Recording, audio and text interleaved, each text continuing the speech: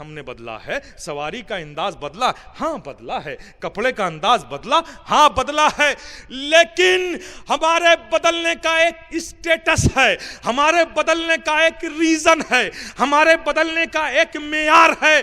ہم یوں ہی نہیں بدلتے، ہمارے بدلنے کا معیار ہے کہ ہم بدلتے تب ہیں جب دنیا پہلے سے ہمیں بہتر کچھ دیتی ہے تو ہم بہتر کو اپنا لیتے ہیں۔ سواری تھی اونٹوں کی، اس کے بعد سائیکل کی سواری آئی، پھر آٹو موبائل کا زمانہ آیا، پھر ٹرین کا زمانہ آیا، پھر ایئر کرافٹ کا زمانہ آیا۔ دنیا نے ہمیں پہلے سے بہتر دیا، بہتر کو ہم نے اپنا لیا۔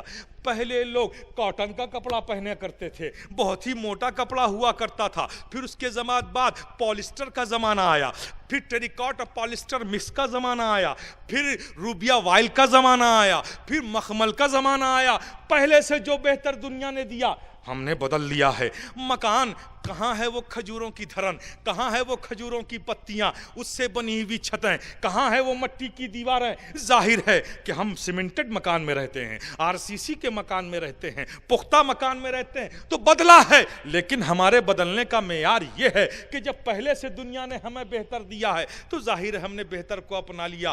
لیکن سن، ہمارے بدلنے کا معیار یہ ہے کہ جب دنیا نے ہمیں پہلے سے بہتر دیا ہے تو ہم نے بہتر کو اپنا لیا ہے۔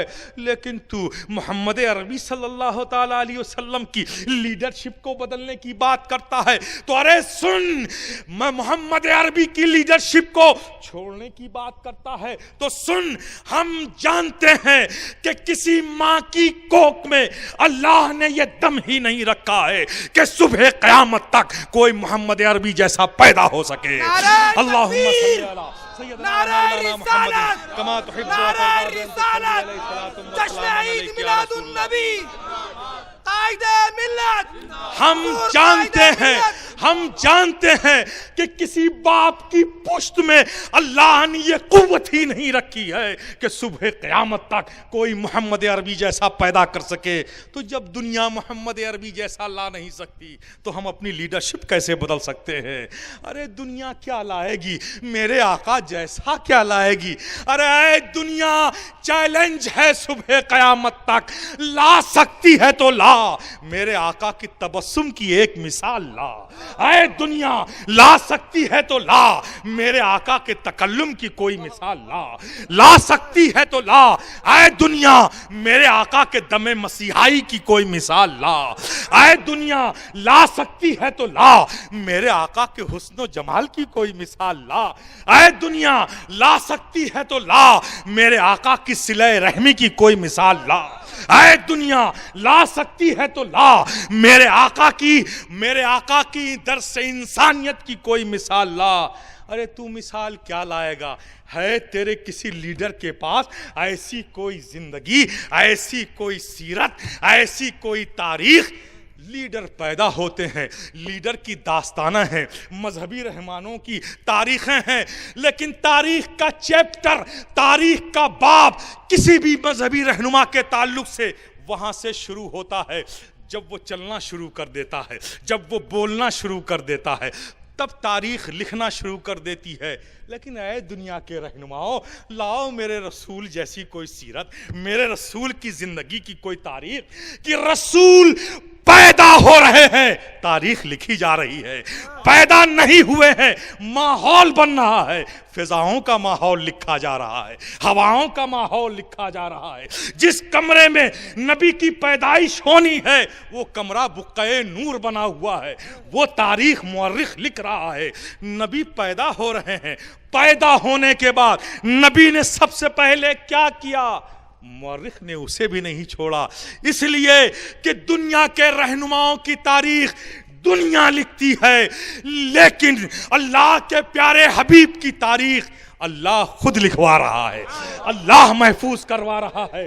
یہی وجہ ہے کہ کسی بھی دنیا کے لیڈر کی، کسی بھی دنیا کے مذہبی رہنما کی تاریخ، زندگی کی تاریخ میں تمہیں یہ نہیں ملے گا کہ پیدا ہوا تو کس حالت میں ہوا، پیدا ہوا تو کیا ماحول تھا، پیدا ہونے کے فوراً بعد کیا کیا۔ تاریخ کے اوراق بند ملیں گے، لیکن میرے آقا کی تاریخ دیکھو، ان کی زندگی کی تاریخ دیکھو۔ نبی پیدا ہو رہے ہیں، لکھا لکھا ہے کہ جب نبی دنیا میں تشریف لائے تو آپ فوراً سجدے میں ہو گئے، فوراً سجدے میں ہو گئے، ابھی پیدا ہوئے ہیں، سر سجدے میں رکھ دیا، جب سر کو اٹھایا تو انگشت شہادت آسمان کی طرف اٹھی ہوئی نظر آئی۔ نبی نے پیدا ہوتے ہی اعلان کر دیا کہ میں گواہی دیتا ہوں اس رب کے ایک ہونے کی، اور عبادت صرف اسی کے لیے ہے۔ سجدہ کر کے کسی بھی نبی کی، کسی بھی لیڈر کی زندگی اس طرح سے تاریخ نے محفوظ کی ہے تمہیں نہیں ملے گا۔ یہ دنیا کیا لا سکتی ہے؟ کس کے پاس ایسی مسکراہٹ ہے پیارے کہ جو ایک تبسم کسی بے جان زندگی کو مل جائے تو اس میں زندگی پیدا ہو جائے؟ کس کے پاس ہے ایسی دم مسیحائی جس کی بارگاہ میں جانور بھی آ کر اپنی فریاد کرتے ہوں؟ کس کے پاس ہے ایسا اختیار کہ بے جان پتھر مٹھی میں دوسرے کے ہو کلمہ نبی کا پڑھے؟ کس کے پاس ہے ایسا اختیار؟ کس کے پاس ہے ایسی قدرت کہ انگشت شہادت کو اٹھا کر آسمان کے سینے پر یوں پھیر دے تو دو ٹکڑے ہو جائیں؟ کس کے پاس ہے یہ اختیار؟ نہ دنیا نے کل دیکھا تھا، نہ دنیا کے پاس آج کوئی ایسی مثال ہے، نہ صبح قیامت تک محمد عربی کی کوئی مثال لا سکتا ہے۔ تو ہم جانتے ہیں پیارے، اگر کوئی پوچھے گا تو تمہارا ایمان یہ کہہ دے گا، لیکن پیارے یہ تو محبت تو ہے، لیکن محبت کمال پر پہنچاتی ہے، یہ سچ ہے، لیکن ہم اگر کمال پر نہیں ہیں تو اس کا مطلب ہمارے اندر وہ محبت نہیں ہے جو ہمیں کمال پر پہنچائے، اس لیے کہ محبتوں نے کمال پر پہنچایا ہے۔ آپ یہ سمجھ لو، آپ یہ اچھی طرح سے جان لو، اس حقیقت کو مان لو۔ آپ مثال سے سمجھو کہ ایک بیل کھونٹے سے بندھا ہوا ہے، ایک کھونٹے سے بندھا ہوا ہے، مالک کے کھونٹے سے۔ ہے کسی میں ہمت کہ اس کی طرف کنکڑی اٹھا کر پھینک دے؟ ہے نہیں ہے۔ کیوں؟ اس لیے کہ ہے تو جانور، ہے تو بیل، ہے تو بھینس، اس کی کوئی حیثیت نہیں ہے، لیکن جس کے کھونٹے سے بندھا ہے نا، اگر اسے ماریں گے تو اس کا مالک پکڑ لے گا، نہیں مارے گا۔ جب تک کھونٹے سے بندھا ہوا ہے کسی کی ہمت نہیں ہے کہ وہ ایک کنکڑی بھی اٹھا کے اس جانور کو مار دے، لیکن آنکھوں نے دیکھا کہ وہی بیل ہے، وہی جانور ہے، مالک سے بے وفائی کرتا ہے، رسی کو توڑاتا ہے، رسی کو توڑ کر مالک کے کھوٹے سے بھاگ جاتا ہے۔ اب میں نے دیکھا کہ وہ گلیوں میں جا رہا ہے، بچے ہیں کہ مار رہے ہیں، بوڑھے ہیں تو مار رہے ہیں، جوان ہیں تو مار رہے ہیں، کمزور ہیں تو مار رہے ہیں، کوئی اینٹے سے مار رہا ہے، کوئی پتھر سے مار رہا ہے، کوئی ڈنڈے سے مار رہا ہے۔ بلا تمثیل سمجھو پیارے، جب تک تم اللہ اس کے رسول کی اطاعت کی رسی سے بندھے ہوئے تھے، کسی میں ہمت نہیں تھی کہ تمہاری طرف کوئی انگلی اٹھا کر دیکھ سکے، کسی میں ہمت نہیں تھی کہ کوئی تمہاری طرف کج نگاہی بھی کر سکے۔ لیکن جب سے تم نے رضائے مولا کو چھوڑ دیا ہے، اللہ کے پیارے حبیب اپنے آقا و مولا کی اطاعت کا حق ادا کرنا چھوڑ دیا ہے، وہ لوگ تمہیں ٹھوکروں پر رکھے ہوئے ہیں جنہیں ادب تم نے سکھایا تھا، زندگی کا شعور تم نے دیا تھا، جینے کا سلیقہ تم نے دیا تھا، رہنے سہنے کی صحیح زندگی تم نے دی تھی، آج انہوں نے تمہیں اپنے ٹھوکروں پر رکھ رکھا ہے پیارے۔ تو اسباب و علل کی بنیاد پر نہ کل کوئی انقلاب آیا ہے، نہ آج کوئی انقلاب آنے والا ہے پیارے۔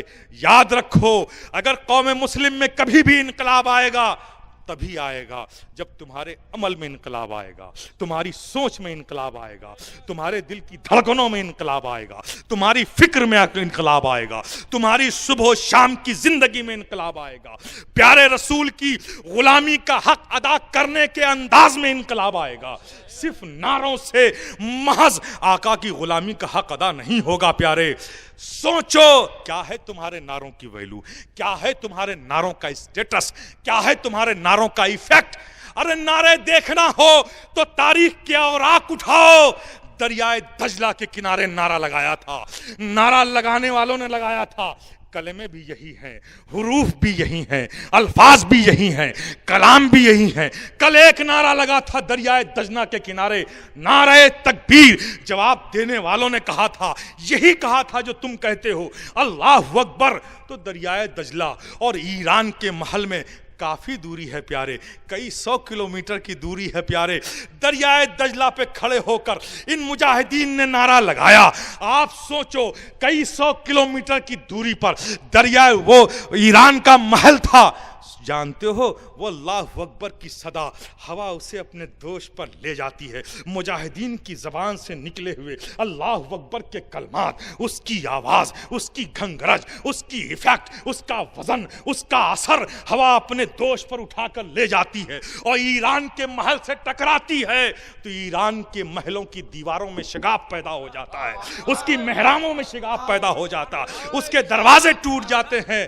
پیارے ایک نعرہ وہ تھا، انہوں نے بھی یہی کہا تھا نعرہ تکبیر، جواب دینے والوں نے یہی کہا تھا اللہ اکبر. آخر اس نعرے میں اتنی طاقت کہ سینکڑوں کلومیٹر کی دوری پر جب ایران کے محل سے وہ ٹکرائے تو اس کے محل میں شگاف پیدا ہو جائے. اور آج ہم بھی نعرہ لگاتے ہیں تو بغل کا سویا ہوا انسان نہیں جاگتا ہے، بغل میں سویا ہوا انسان نہیں جاگتا ہے. کیا بات ہے، الفاظ بدل گئے، معنی بدل گیا، کیا بدل گیا؟ پیارے کچھ نہیں بدلا ہے، بدلا ہے تو صرف ہمارا انداز بدلا ہے. آخر اس نعرے میں کیا بات تھی پیارے؟ صرف ایک بات تھی، وہ یقین تھا کہ جب انہوں نے کہا نعرہ تکبیر، اے بندو لگاؤ نعرہ تکبیر اور کہو کہ اللہ کے سوا کوئی بڑا نہیں ہے، تو جب وہ یہ کہتے تھے تو ذہن میں ہر چیز کی نفی کر کے کہتے تھے بے شک مولا تو ہی بڑا ہے، نہ طاقت بڑی ہے، نہ حشمت بڑی ہے، نہ حکومت بڑی ہے، نہ آمریت بڑی ہے، نہ ظلم بڑا ہے، نہ تشدد بڑی ہے، نہ ملکیت بڑی ہے، نہ ملوکیت بڑی ہے، نہ آمریت بڑی ہے، نہ اقتدار بڑا ہے، نہ اختیار بڑا ہے، نہ دنیا کی حشمت بڑی ہے، نہ میری زندگی بڑی ہے. مولا بڑا ہے تو صرف تو بڑا ہے.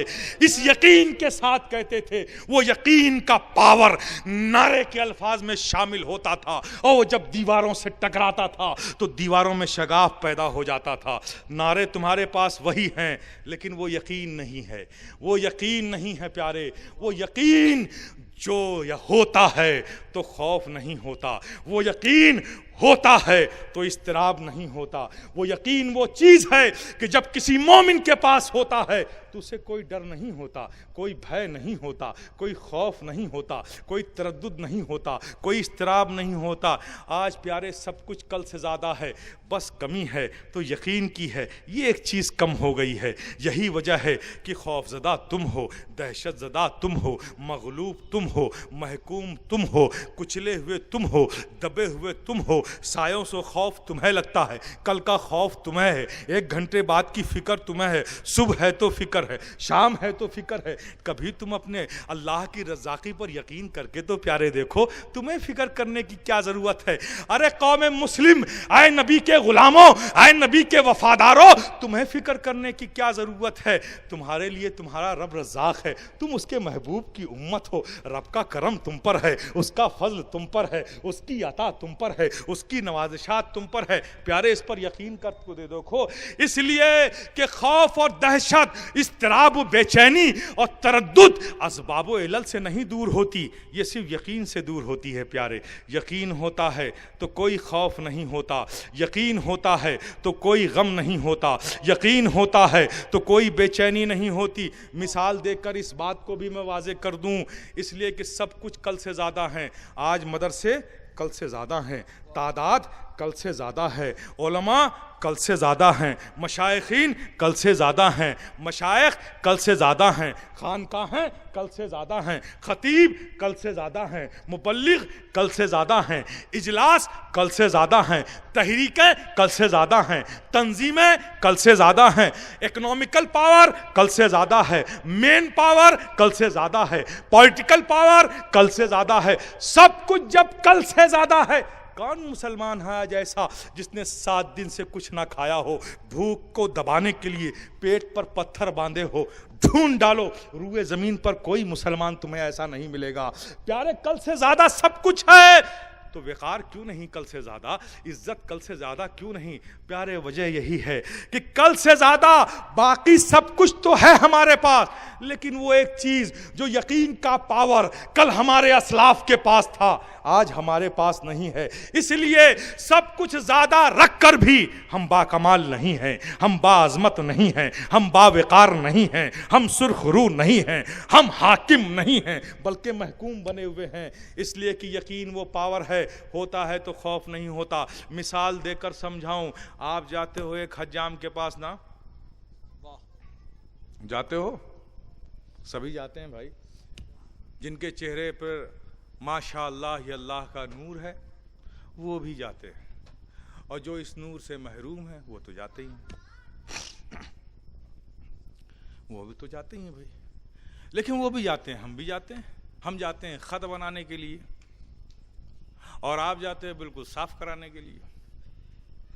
لیکن پیارے سوچنا، ذرا سوچنا، یہ کیسی محبت ہے، کیسی غلامی ہے کہ وہ چہرہ جو اللہ کو پسند ہو، وہ چہرہ جو اللہ کے پیارے حبیب کو، ہمارے آقاؤں کو پسند ہو، وہ چہرہ ہم نہیں بنا کر رکھتے، بلکہ وہ چہرہ بنائے گھوم رہے ہیں جو یورپ کو پسند ہے۔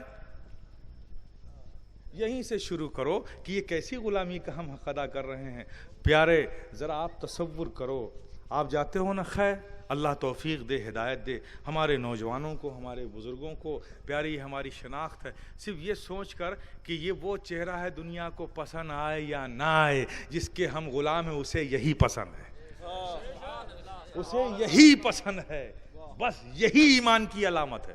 جس سے محبت ہے بس اسے جو پسند ہے وہ ہم سب کی پسند ہے۔ آپ تصور کرو پیارے، آپ جاتے ہو، ہم بھی جاتے ہیں خط بنوانے کے لیے۔ جب جاتے ہو تو ہاتھ میں کیا لیتا ہے؟ استورا۔ استورا سے تیز دھار کوئی چیز ہے کیا؟ نہیں ہے۔ اگر استورے کا گہرا گھاؤ لگ جائے نا تو اسٹیچنگ بھی نہیں ہوتی، معاملہ کلیئر ہو جاتا ہے۔ وہ خط بناتے بناتے بناتے بناتے کہاں آتا ہے؟ یہاں یہاں یہاں نیچے۔ یہاں کیا ہے؟ شہرگ۔ اور یہ وہ پوائنٹ ہے جو انسان کا سب سے کمزور حصہ ہے، سب سے سافٹ، سب سے کمزور شہرگ جان ہے یہاں۔ اب تصور کرو سب سے تیز دھار ہتھیار سب سے نازک جگہ پر، کتنی خطرناک پوزیشن ہے، کتنی کرٹیکل سچویشن ہے کہ پیارے اگر ذرا سے اس کا ارادہ بدل جائے نا تو آواز نکالنے کا بھی چانس نہیں ہے نا۔ سب سے تیز دھار ہتھیار سب سے نازک جگہ پر، لیکن بولو انصاف سے بولو، کوئی خوف ہوتا ہے کیا؟ کوئی ڈر ہے، کوئی بھے ہے، کوئی تردد ہے، کوئی بے چینی، کوئی اضطراب، کوئی پریشانی، کوئی اضمحلال، کسی قسم کی پریشانی نہیں۔ ارے پریشانی کیا، وہ تو دوسروں کے گھر کے قصے سناتا ہے، آپ مزے لے لے کر سن رہے ہو۔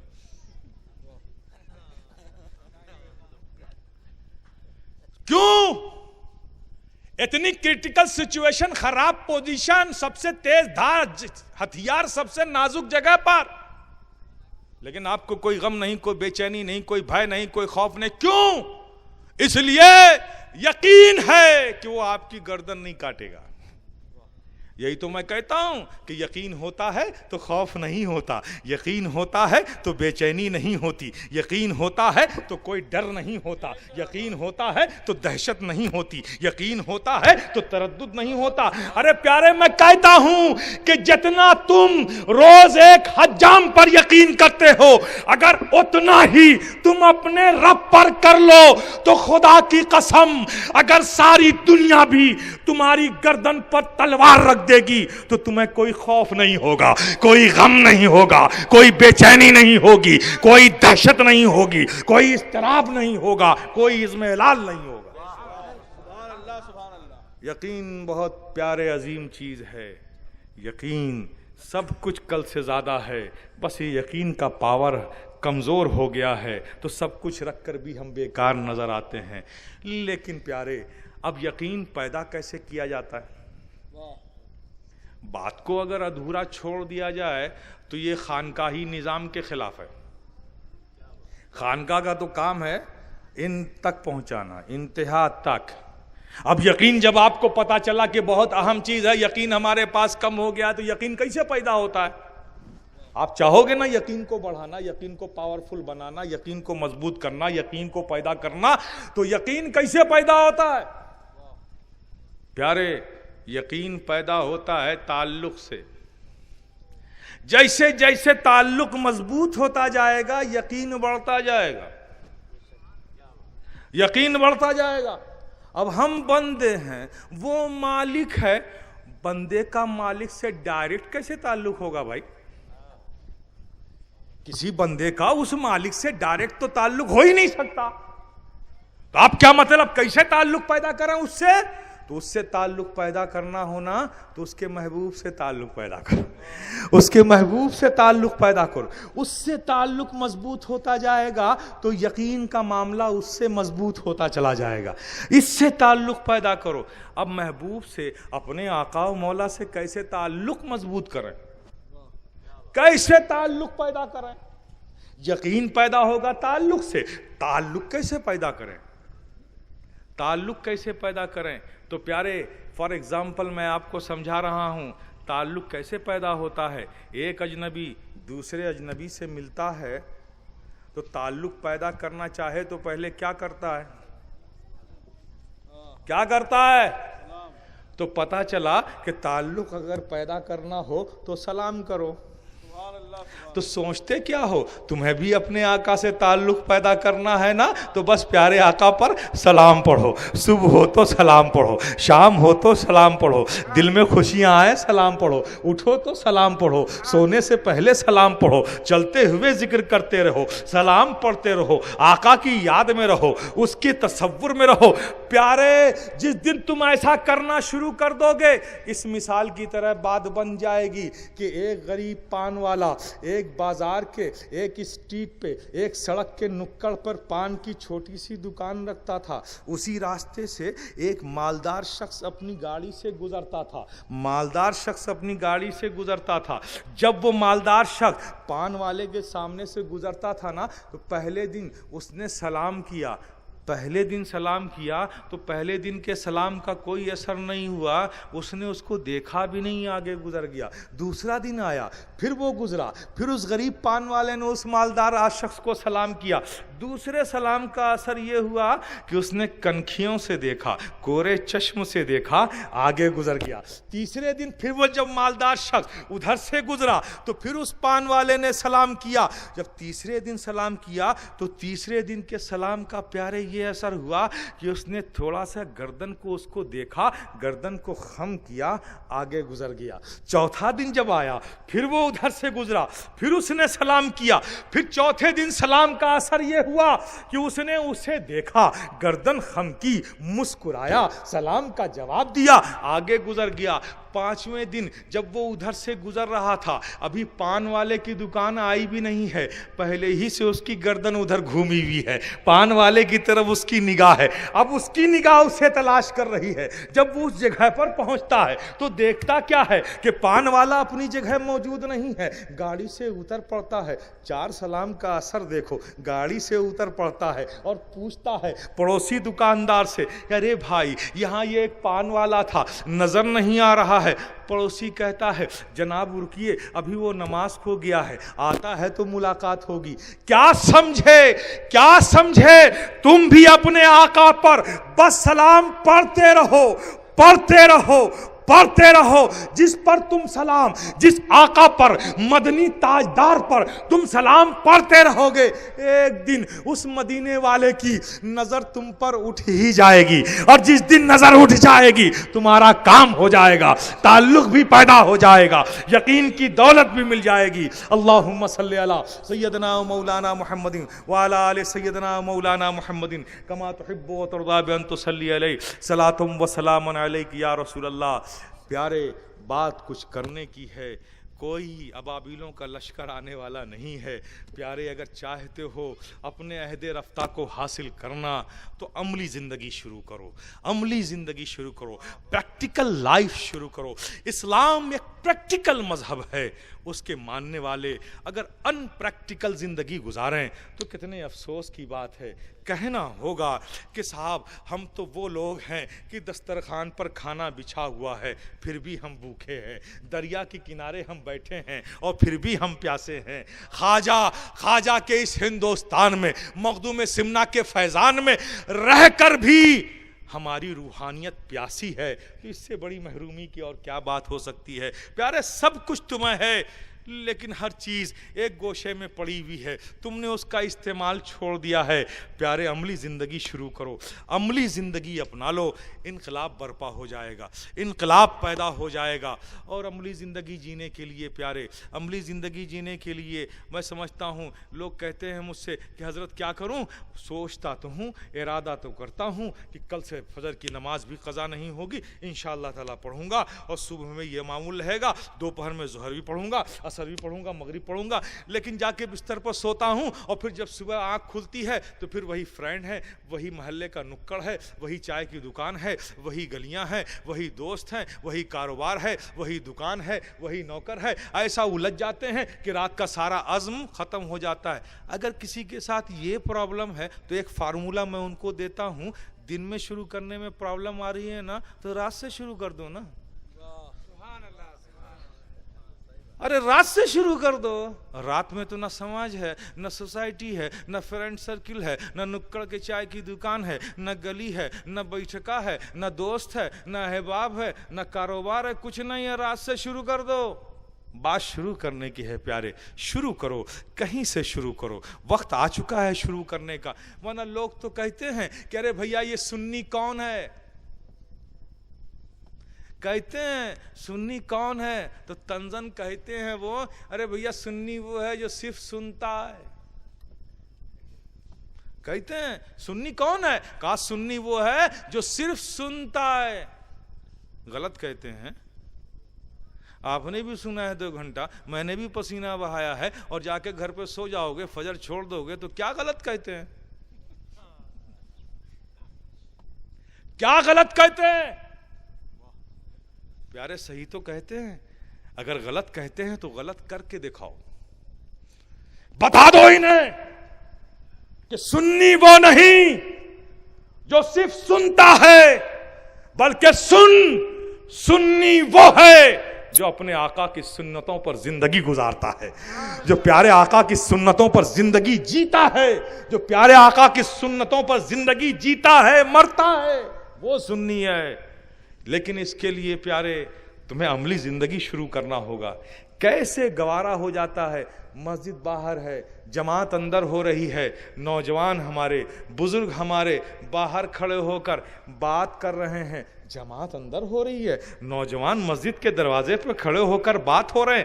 ایک شخص گزرا ان کی جماعت کا, کہا رے بھیا یہ جماعت ہو رہی ہے, یہ مسجد کے باہر یہ لوگ کون کھڑے ہیں, تو تنزن کہتا ہے ارے بھیا یہ کوئی اور نہیں ہے, یہ چھٹی والے ہیں, یہ نجر فاتح والے ہیں, یہ محرم والے ہیں, یہ 11ویں والے ہیں, یہ 17ویں والے ہیں.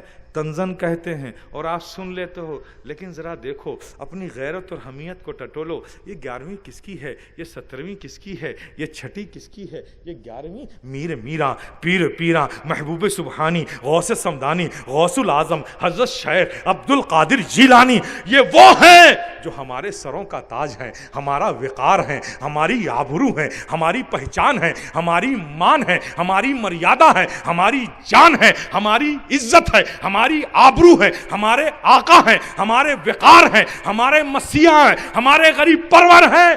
یہ وہ ہیں, اور ان کے حوالے سے اغیار تمہیں تانا دے رہا ہے. تمہاری غیرت کو جلال نہیں آتا ہے, تمہاری حمیت میں جوش نہیں آتا ہے. اللہم صلی علی سیدنا مولانا محمد وعلی آل سیدنا مولانا محمد کما تحب و ترضی بان تصلی علیہ صلاۃ و سلام علیک یا رسول اللہ. پیارے تمہیں جوش کیوں نہیں آ رہا ہے کہ تمہارے سروں کا وقار جو ہے, یہ خواجہ خواجگاں ہماری آبرو ہیں, ہمارے دل کی دھڑکنیں ہیں, ہمارے محبتوں کا مرکز و محور ہے, ہماری عقیدتوں کا مرکز ہے.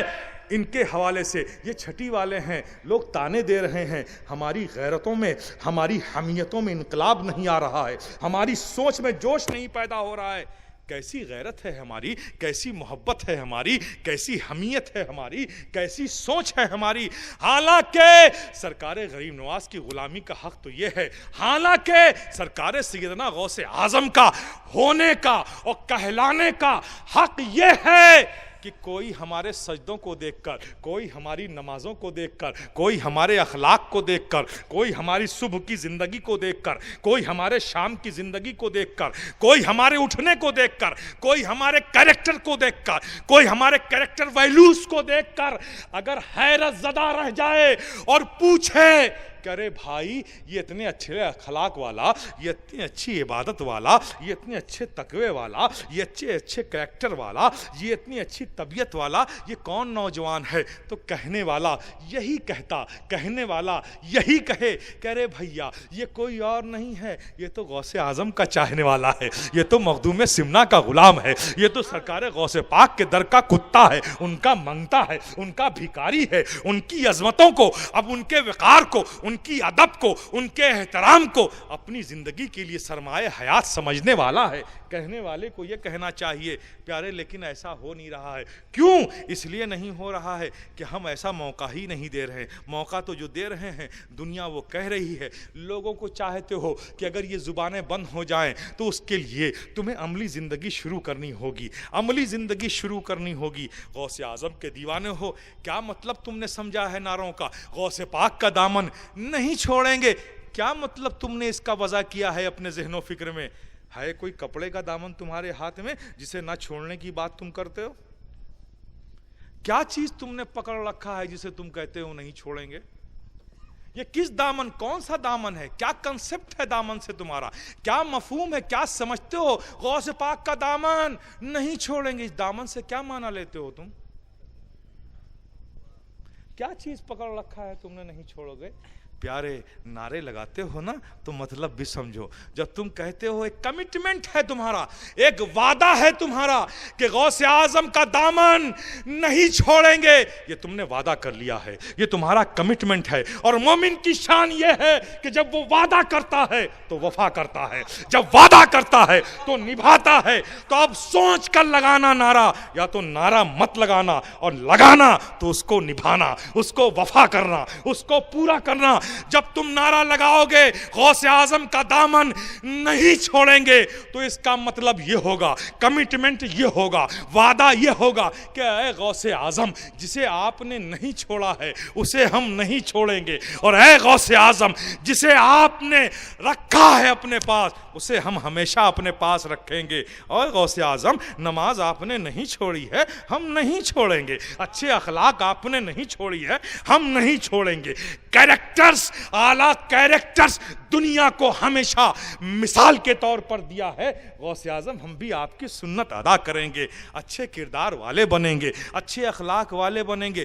یہ ہے غوث اعظم کا دامن نہیں چھوڑنے کا مطلب. اے غوث اعظم جو آپ نے کیا ہے ہم وہ کریں گے, جو آپ نے نہیں کیا ہے ہم وہ نہیں کریں گے, جو آپ نے نہیں چھوڑا ہے ہم نہیں چھوڑیں گے.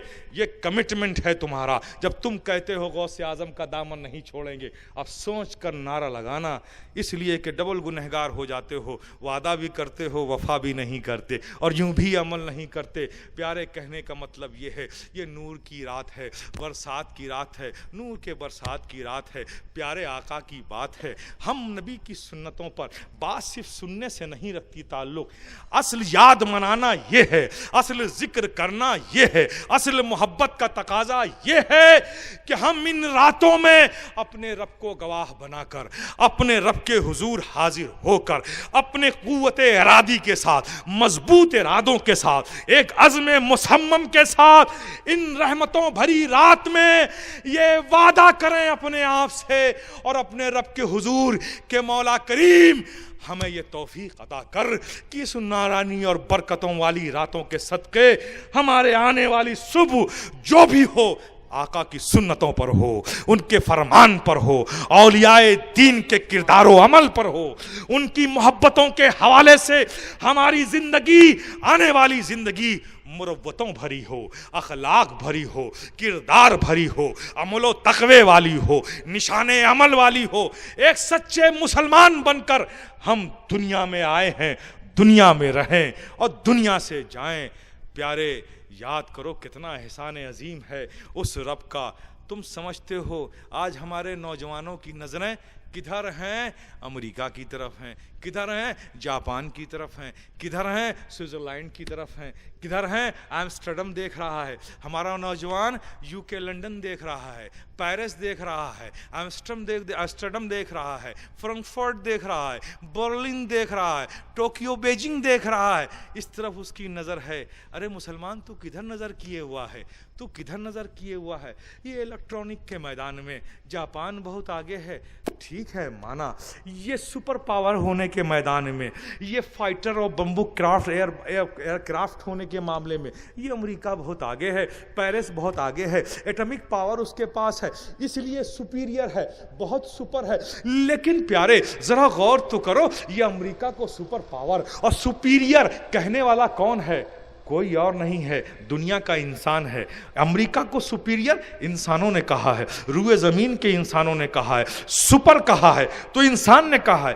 جاپان نے کہا ہوگا، یوکے نے کہا ہوگا، پیرس نے کہا ہوگا، جرمنی نے کہا ہوگا، انہوں نے ہی تو کہا ہوگا امریکہ کو سپیریئر اور سپر پاور۔ لیکن اے قوم مسلم، اپنی یادداشت کو تازہ کرو، اپنی یادداشت کو محفوظ کرو کہ تم وہ قوم ہو جسے دنیا نہیں مالک دنیا کہہ رہا ہے۔ وہ کیا کہہ رہا ہے تمہیں؟ تم جانتے ہو تمہیں اس رب نے کیا کہا ہے؟ امریکہ کو سپر پاور دنیا نے کہا ہے، لیکن اس مالک دنیا نے تمہیں کیا کہا ہے؟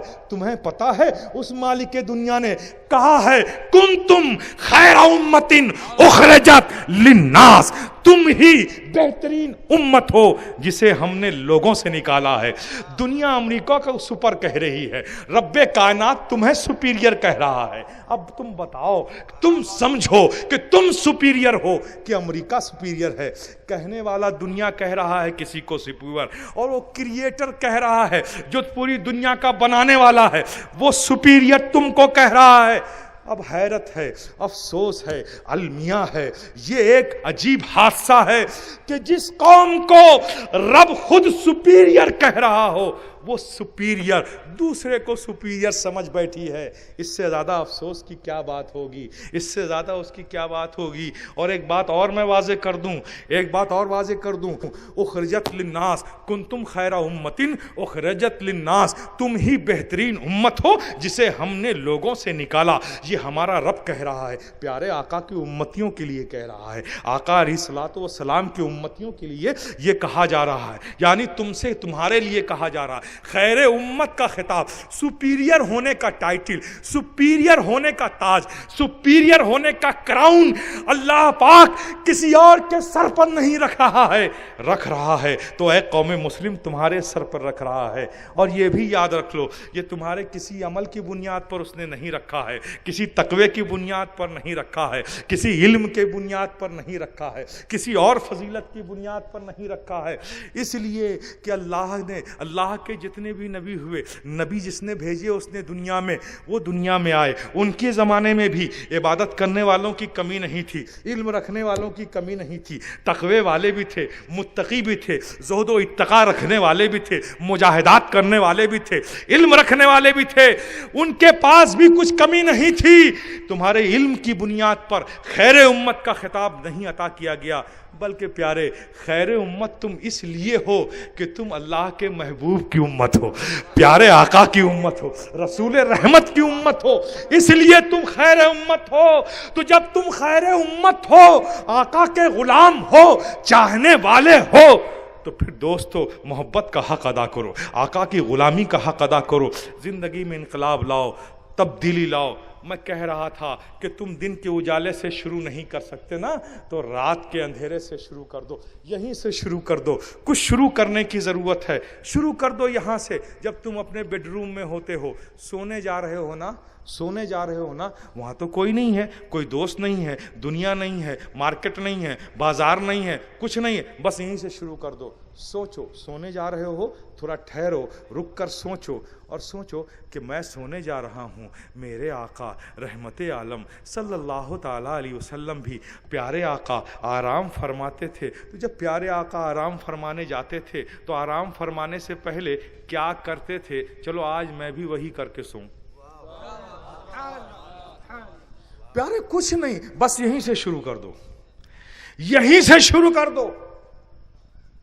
پیارے آقا وضو فرماتے تھے، سونے سے پہلے وضو فرماتے تھے، لاؤ آج میں بھی وضو کر کے سوں۔ پیارے آقا داہنے کروٹ اپنے ہاتھوں کو یوں رکھ کر سہتے تھے. چلو آج شروع کر دیتے ہیں, رات میں یہ حیات رہے نہ رہے شروعات تو کر دیتے ہیں. پیارے, جس دن تم اس محبت کے ساتھ اپنے آقا کی زندگی پر سونا شروع کر دو گے, میرا یقین بولتا ہے کہ انشاءاللہ مولا تعالی رب کی مشیت, اس کی رحمت, اس کا فضل تمہیں پیارے آقا کی زندگی پر اٹھنا بھی سکھا دے گی, جینا بھی سکھا دے گی, صبح گزارنا بھی سکھا دے گی, شام گزارنا بھی سکھا دے گی. پیارے شرط یہ ہے, شروع کر دو, کہیں سے شروع کر دو. بات شروع کرنے کی ہے, آج بھی ہو جو براہیم سائمہ پیدا آ کر سکتی ہے انداز گلستان پیدا. وآخر دعوانا ان الحمدللہ رب العالمین.